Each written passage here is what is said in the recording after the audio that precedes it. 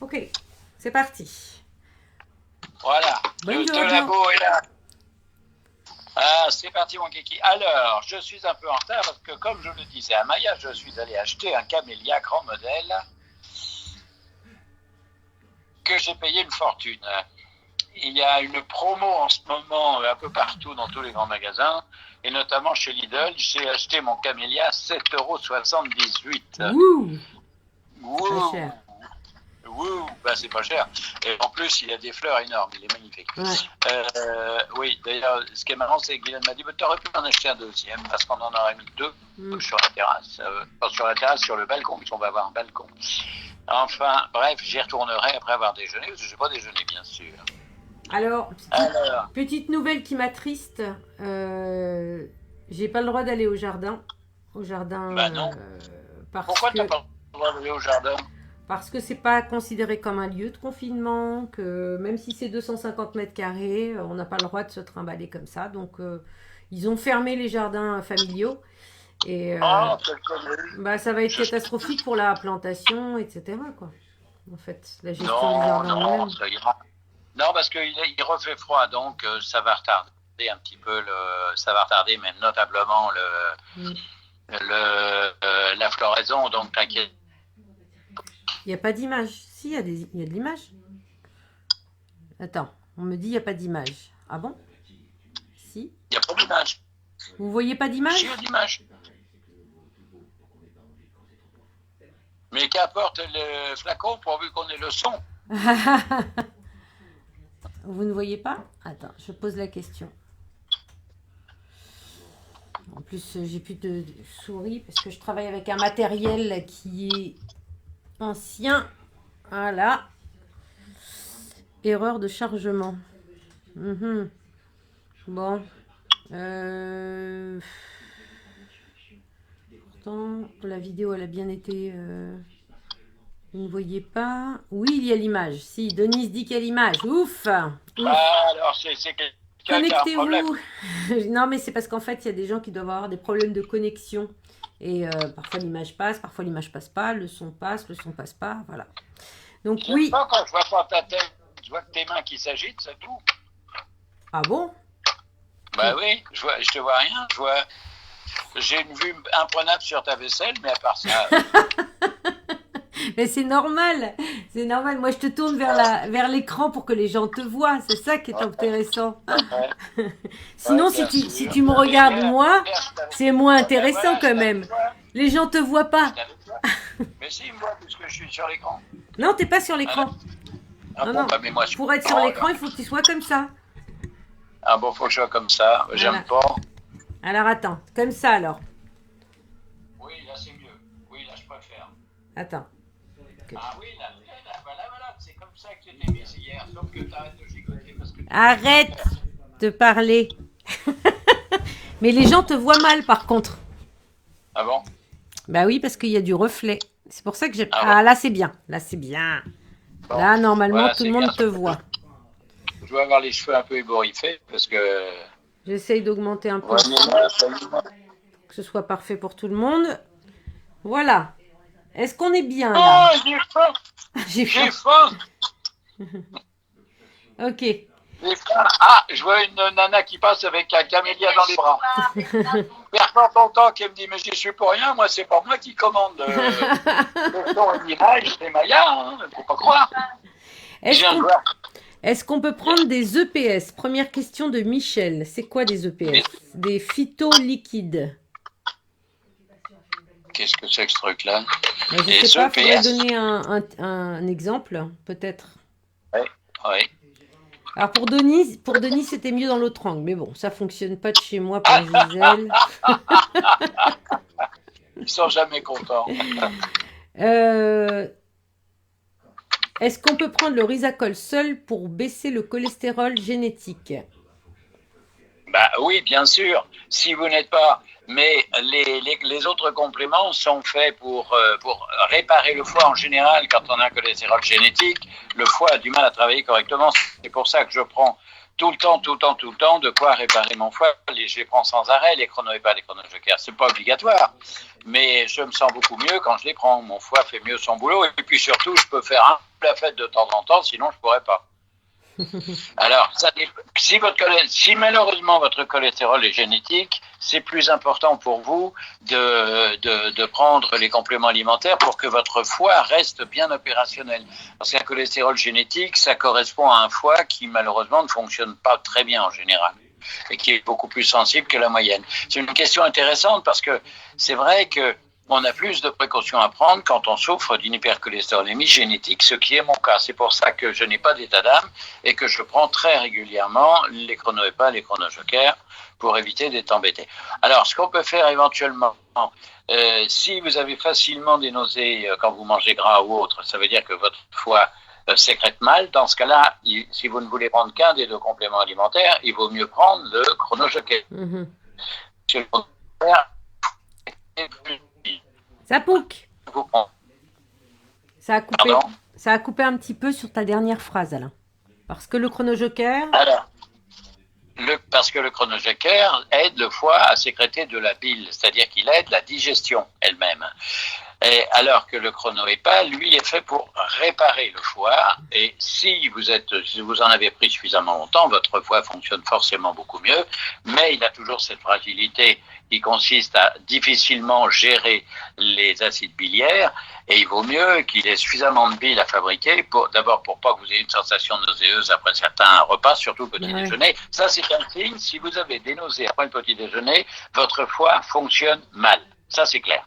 Alors, ça peut être tout simplement parce que vous avez fait une java carabinée la veille, ça c'est possible. Et c'est sans avoir une gueule de bois, on peut très bien avoir le foie qui débloque. Si on a la gueule de bois, on est sûr que tout débloque, le foie, l'estomac, enfin tout. Mais si vous avez une sensation nauséeuse les lendemains de fête, c'est que votre foie n'est pas en bon état à ce moment-là.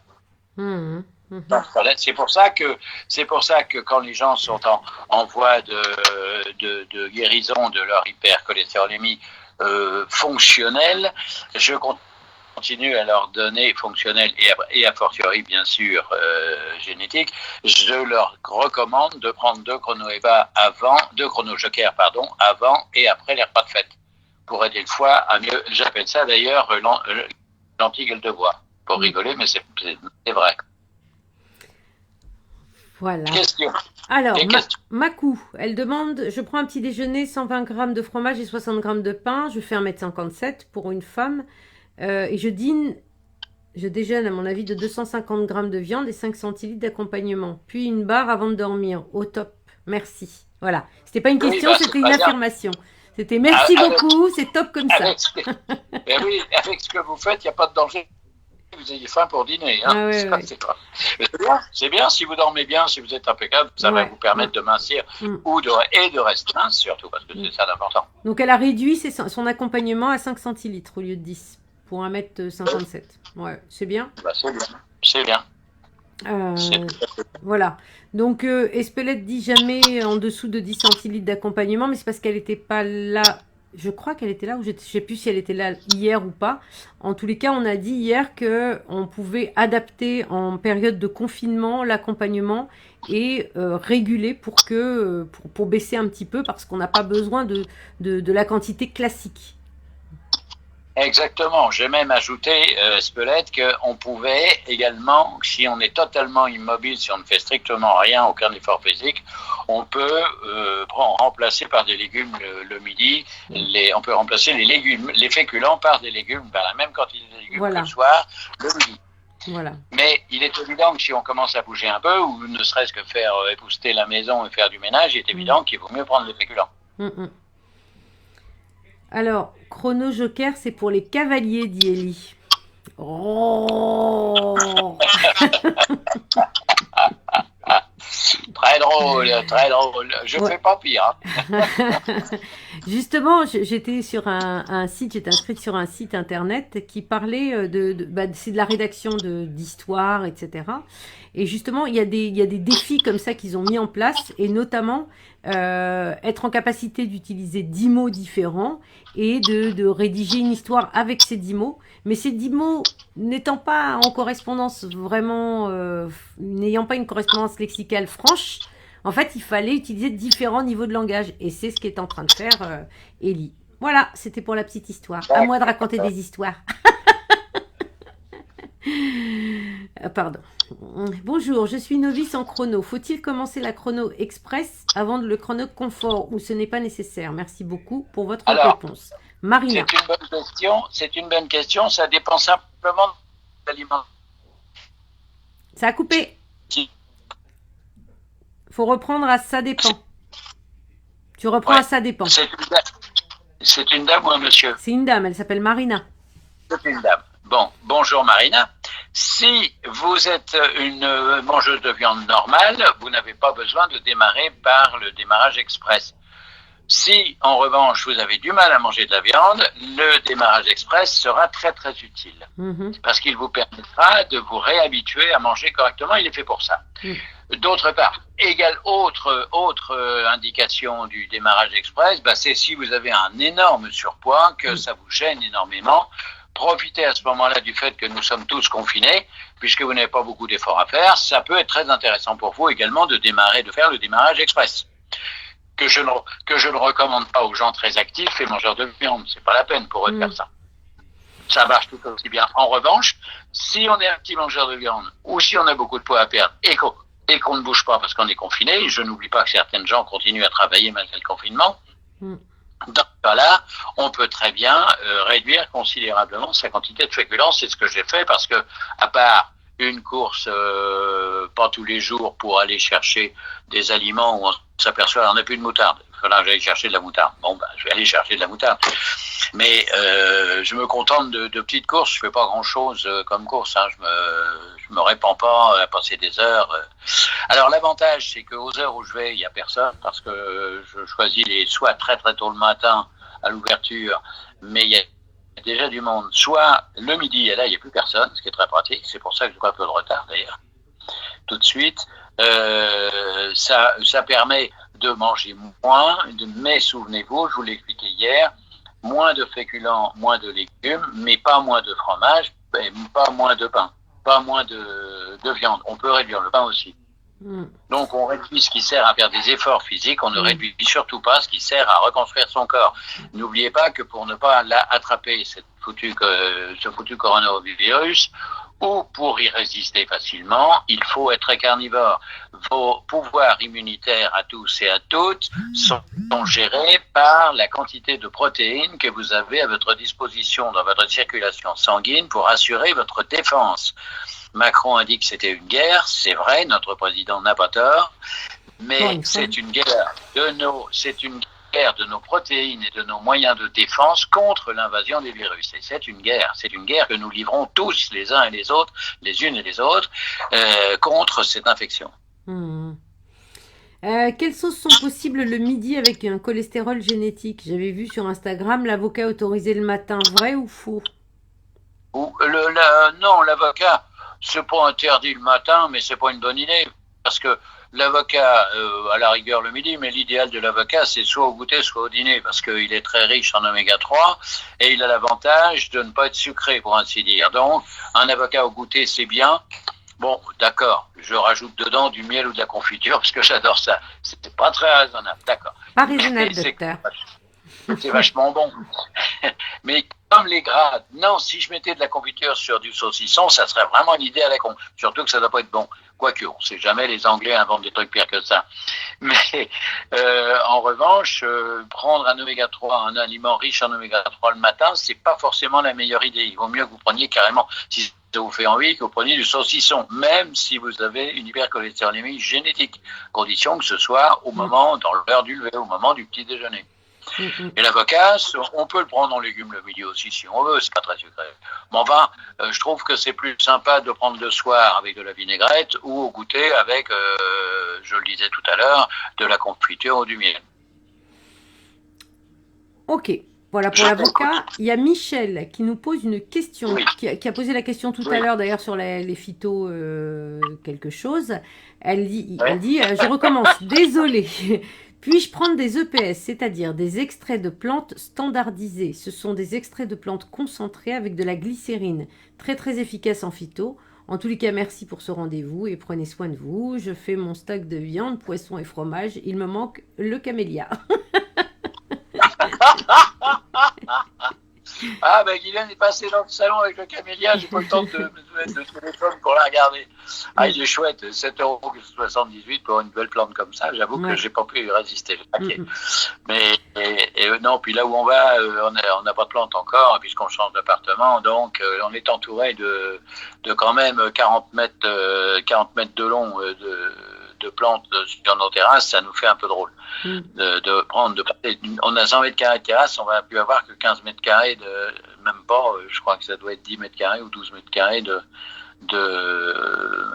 balcon. Ça, c'est la seule chose qui nous ennuie. Mais à côté de ça, la vue est tellement belle dans le nouvel appartement. Que ça va aller. On n'aura pas trop de regrets.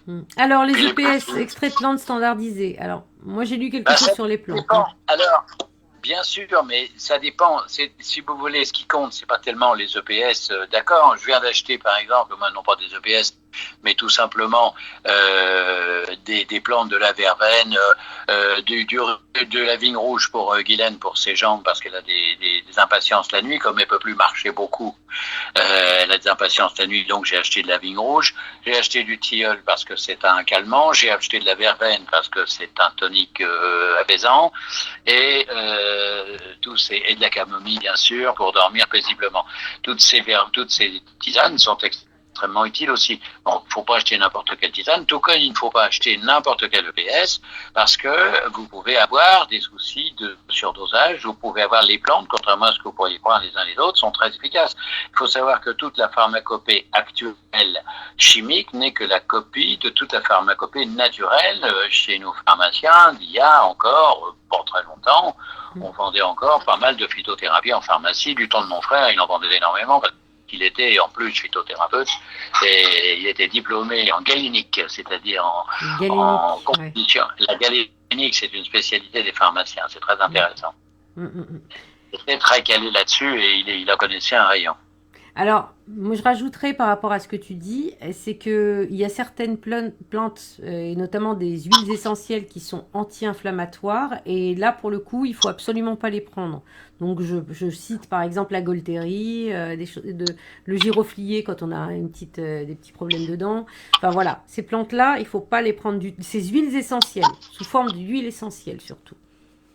Oui, parce que le coronavirus n'est pas gêné par ces plantes-là, au contraire. Voilà, en fait, ça majeure les effets secondaires du coronavirus. Ouais, exactement. Et on a retrouvé des enfants avec des insuffisances respiratoires liées à des anti-inflammatoires comme l'ibuprofène, etc. Donc, c'est dramatique, ouais. C'est dramatique.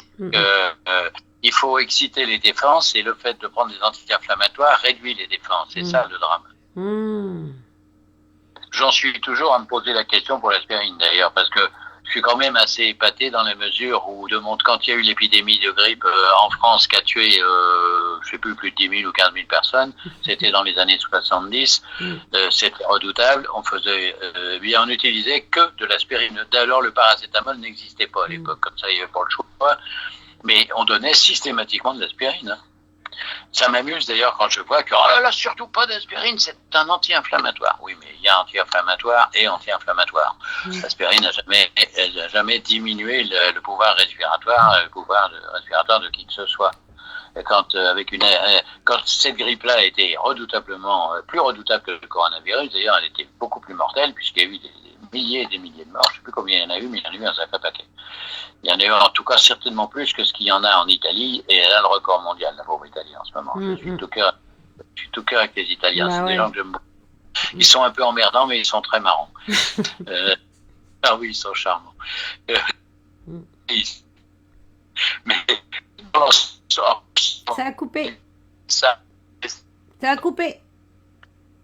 Ça a coupé, Kelly. Oui. Ça a repris? Oui, ça a repris là, c'est bon.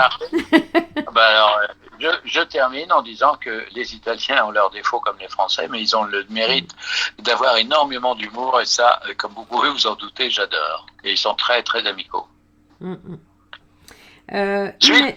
Imen, étant donné que je n'ai pas de barre chrono, puis-je prendre à la place une cuillère de poudre protéinée isolated avant ma course le matin à jeun? Merci pour votre réponse. Pourquoi vous n'avez pas de barre chrono, Imen? Je crois qu'elle est au Maghreb, mais je ne me rappelle plus si c'est Maroc ou Algérie. Et c'est vrai que la diffusion des produits, oui, au Maghreb, c'est pas évident. C'est difficile. Je sais, j'étais en cheville avec le club de gym de femmes, le club de sport de femmes Ouais, mais bon. de Saint-Denis. Mm. Mais on a perdu le contact et on avait convenu, elles avaient envie justement de monter au Maroc un magasin pour les compléments alimentaires. Et puis ça n'a pas eu de suite, mais c'est un peu de ma faute. Je suis tellement sollicité de partout que je peux pas répondre à tout. Sinon, c'est dommage parce que c'était une excellente idée. Ce type posé, il mène, si ce sont des protéines, un hydrolysat de protéines ou des protéines sèches de bonne qualité, pourquoi pas. Elisabeth, bonjour doc. Depuis 2 mois, je fais la chrono. J'ai perdu 2 kilos et quelques, mais j'ai du mal à dégonfler du ventre et à perdre des hanches, malgré ma fiche conseil. Rien n'y fait. Que faire de plus? Première question. Oui, ça, c'est pas normal, ça. C'est pas normal parce qu'en principe, Elisabeth, vous devriez avoir fait un chemin beaucoup plus important que ça. Êtes-vous sûr que vous suivez vraiment à la lettre ce que je vous ai dit? Parce que autant je me méfie pas des hommes, c'est rare qu'ils le fassent pas, ou ils le font pas, ou ils le font. Mais il n'y a pas de milieu. Tandis que les femmes, vous le faites tout en le faisant sans tout à fait le faire comme je voudrais. Et ça m'ennuie un peu parce que, en toute innocence, vous faites quelquefois des erreurs qui malheureusement foutent tout par terre. Parce que normalement, la perte de poids et de volume, c'est 4 kg et 400 cm au moins par mois. Sans faire d'efforts particuliers d'ailleurs, sans se restreindre épouvantablement. Mais il faut peut-être qu'on revoie ça. Vous pouvez toujours reprendre une fiche conseil, puisque ça me paraît pas normal que vous ayez perdu si peu. Donc, Après, rien ne s'empêche. si tu as proposé des compléments alimentaires et qu'ils n'ont pas été pris, peut-être que le foie est bloqué et que ça a un peu de mal à fonctionner aussi. Tu vois, ça, c'est là qu'on voit la différence. En tant que femme, tu as compris tout de suite qu'il y avait peut-être un problème de ce côté-là. Bah, peut-être, je ne sais pas. Je pose la question. C'est une hypothèse, on va dire, une hypèse de travail. Avec mon âme innocente et pure, je n'ai même pas pensé que vous étiez que vous étiez capable de déroger sur les compléments. Si vous ne les avez pas pris, c'est évident que ça va être beaucoup moins efficace, ça, c'est sûr. Là, ça met beaucoup plus de temps. Je vous signale les uns les autres que si j'ai mis des compléments au point et que j'ai demandé à un laboratoire de les fabriquer, c'est tout simplement parce que je voulais plus de résultats et que j'avais très souvent des difficultés. Et quand l'organisme est fatigué ou quand on l'a bien bloqué en faisant les pires bêtises, eh bien, il a énormément de mal à se remettre au boulot correctement. Donc, l'éventualité dont parle Maya est très probable. Alors, il y en a certains pour qui ça ne fonctionne pas. Voilà, Odile, Denis et puis Audrey maintenant. Dès demain, enfin non, lundi parce que on va se laisser le dimanche pour rester en famille. Oui, dimanche, c'est le jour du Seigneur. Donc dès lundi, j'installe un nouveau navigateur parce que c'est peut-être parce que j'utilise Firefox que ça crée des soucis de temps en temps. Mais je ferai ça dès lundi. Là, pour l'instant, on continue l'émission. On en a encore pour quelques minutes. Et puis, à partir de lundi, on essaiera le chrono, le Chrome, par exemple. D'accord? Je suis désolée pour ceux qui n'ont pas pu se connecter aujourd'hui ou qui n'arrivent pas à voir ni à nous entendre. Mais on fera ça mieux grâce à vous, en fait, parce que vous nous faites des retours. On peut améliorer encore et encore l'émission.